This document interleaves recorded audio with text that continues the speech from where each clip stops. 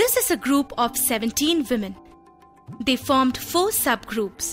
A. Mary, Margaret, Nakshatram, Arul Mary and S. Mary belonged to one of the subgroups. They received a loan of rupees 30,000 from a local NGO.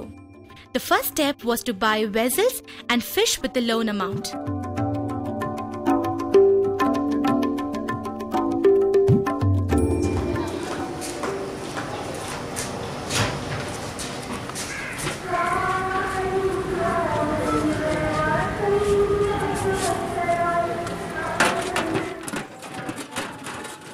This is the story of A. Mary, who has not looked back ever since the tsunami destroyed her livelihood.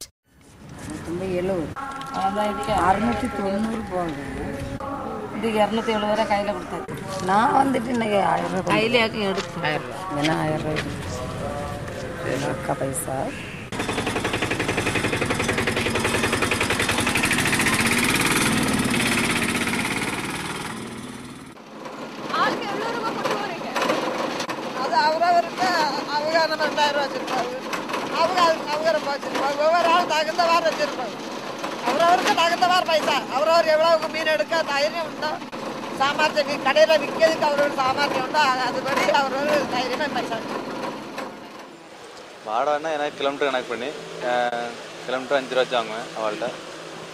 அது வந்து போகும் இங்கேருந்து இடிஞ்சக்காரம் அங்கங்கே போனால் 450 ரூபா வண்டி ஓடும். இன்னொரு ஓடனா இன்னைக்கெல்லாம் இது 240 ரூபா. To buy the best fish at the best price, you need to get the right information at the right time. Firstly, you need to know the quantity of fish coming to different markets.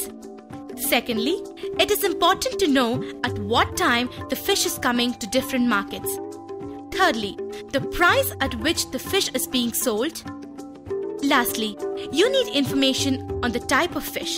If you have all this information beforehand, you can decide which is the best place to buy the fish on a particular day.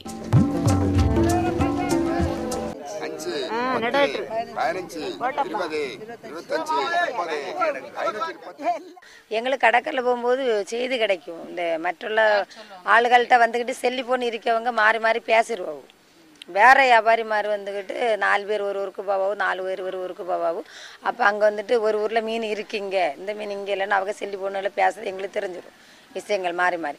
அப்போ நம்ம இன்னும் ஊரில் அந்த மீன் இருக்குதான், அங்கே ரொம்ப மீன் உண்டா, அதனால இங்கே ரொம்ப விலைக்கு எடுக்காண்டா, நம்மளுக்கு நஷ்டம் வந்துடும். ரொம்ப 140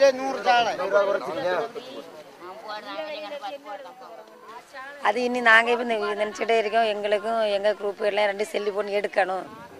A. Mary's group travels to 5 different villages every day just to get the information about fish. A distance of over 50 kilometers. This means loss of energy, time, and loss of money as well. If information on quantity of fish, price of fish, type of fish, and timing of fish is available through a central system like computer or even a village knowledge center, you can get all this information sitting at your home. You can also contact each other on cell phone and inquire about the rates, etc.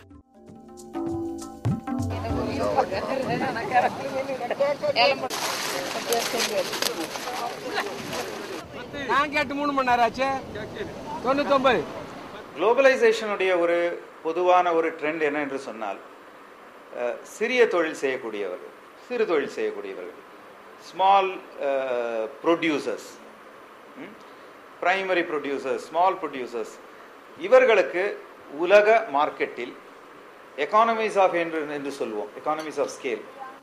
அப்போ சிறு தொழில் செய்யக்கூடியவர்கள் இந்த உலகமயமாக்கல் இந்த ஒரு சூழ்நிலையில் அவர்கள் வாழ்க்கையை தொடர்ந்து வாழ வேண்டும், அவர்களுடைய உற்பத்தினம் தொடர்ந்து நடத்த வேண்டும் என்று சொன்னால் அவர்கள் ஒன்றாக வந்து கூட்டுறவு முறையில் மார்க்கெட்டில் நிற்க வேண்டும் என்பதுதான் ஒரு முக்கியமான கருத்து. நாங்கள் 5 பேர் தொழில் போகிற மாதிரி இருந்தால் இப்போ 1000 ரூபாய் விற்றுருக்கோம்னா அந்த வெள்ளத்துக்கு சொந்தமாக உள்ளவருக்கு அவர் 1.5 லட்ச ரூபா 2 லட்ச ரூபா முடக்கி நமக்கு தொழிலுக்கு நம்மளை அனுப்புறாருன்னா அவருக்கு ஒரு 2 பங்கு அளவுக்கு 2 ஆள் பங்கு அளவுக்கு அவர் கொடுப்போம். 5 பேர் போனாங்கன்னா மொத்தம் 7 பங்கு வைப்போம். இந்த டீசல், இந்த இன்ஜினுக்குள்ள டீசல் அதே செலவெல்லாம் பொதுவில் கழிப்போம். பொதுவில் கழிச்சிட்டு இப்போ 1000 ரூபா திரும்பினா 200 ரூபா டீசல் போனால் 800 ரூபா எடுத்துன்னு வைங்களேன். 7 பங்கு வச்சு ஆளுக்கு 110 ரூபா இப்படி வரும். இதே எல்லாருக்கும் நாங்கள் 5 பேருக்கும் ஆளுக்கு 110 ரூபா எடுப்போம். வள்ளக்காரருக்கு 220 ரூபா எடுப்போம். ஓனருக்கு அந்த ஓனர் அந்த தொழிலுக்கு வந்திருந்தாருன்னா அவருக்கு அந்த ஆள் பங்கு ஒன்னோட அவருக்கு 330 ரூபா கிடைக்கும். தனியார் நிறுவனங்கள் சிப்ஸ் போல தனிப்பட்ட ஸ்தாபனங்கள், நாங்கள் மீனவர்களை கூட்டுறவு அமைப்பின் இல்லைங்கில் கூட்டுறவு அடிப்படையில் சங்கங்கள் அமைத்து அவர்கள் மீன் விற்பனைக்கு மீனை விற்று நியாயமான விலை கிடைப்பதற்கான சங்கங்கள் அமைத்து இன்றைக்கு தமிழ்நாடு, கேரளா இந்த 2 மாநிலங்களிலும் சிப்ஸுடைய 120 கிராம தள சங்கங்கள் வேலை செய்து வருகின்றன.